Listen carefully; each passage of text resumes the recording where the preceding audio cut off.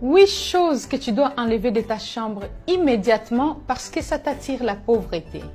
J'ai eu la chance d'avoir une belle famille chinoise très adorable. Surtout mon beau-papa était un homme sage, plein de valeurs et il m'aimait beaucoup. Et un jour, mon beau-papa me dira, ma fille, il y a des choses que tu dois retirer de ta chambre si tu veux attirer l'abondance, la prospérité et surtout la paix dans ton couple. Je lui demanda, papa, pourquoi uniquement la chambre à coucher? Il me répondit que la chambre, c'est le cœur de la maison. C'est là où le corps et le cerveau se régénèrent. Il dit que si tu dors dans une chambre où il y a certains objets, au lieu d'attirer l'abondance, la prospérité et le repos, cela peut t'attirer la maladie, la souffrance, la pauvreté, voire même l'infidélité. Alors écoutons ensemble les 8 objets que mon beau-papa m'a demandé de retirer de ma chambre à coucher. Je t'invite même de prendre note. Écoute aussi le 5e objet parce que celui-là a attiré mon attention. Le premier objet, le miroir. Le miroir dans la chambre à coucher et en face de votre lit peut perturber la qualité de votre sommeil. Surtout quand vous avez les reflets dedans. C'est très dangereux, on dit que ce n'est pas très bien. Et mon beau-papa dit ça peut engendrer la présence de la 3e personne qui peut venir créer la zizanie dans le couple, donc l'infidélité. Vous avez besoin de la fidélité dans votre couple, que votre mari ne vous trompe pas, votre femme ne vous trompe pas. Enlevez les miroirs dans la chambre ou simplement vous les couvrez. Le deuxième objet, c'est les vêtements. Les vêtements sont l'enveloppe de ton corps qui véhicule une image de toi et une personnalité que tu renvoies. Des vêtements troués, déchirés, délavés, qui ne sont plus de bonne qualité mais que tu gardes et que tu entasses, tu peux les revendre ou les donner. Apprends à faire l'espace. Le 3e objet, c'est les chaussures. Les chaussures, c'est ton point d'ancrage, ton point de contact avec la terre. Alors, les chaussures aux semelles usées, qui sont percées, trouées, n'ont pas de place dans ta chambre.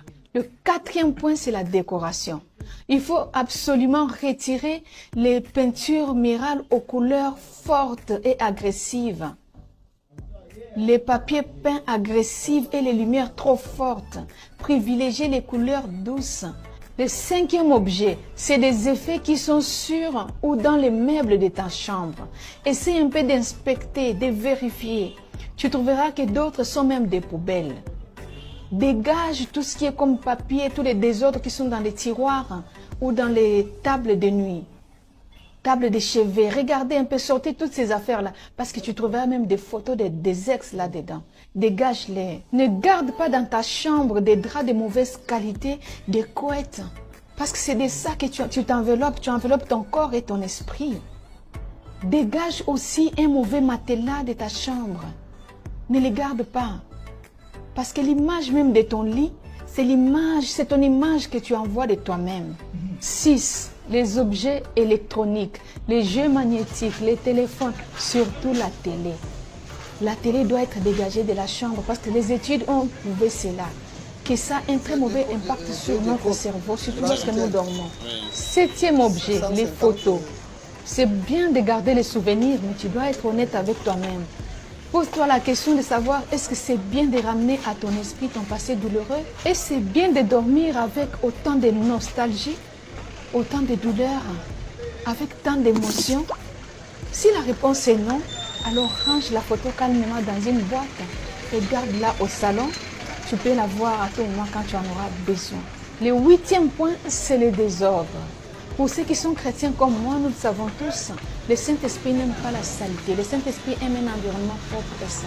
Gardons notre maison propre, surtout notre chambre à coucher. Car la saleté peut perturber notre équilibre mental et psychique. Et cela peut engendrer la maladie, la pauvreté, voire même la misère.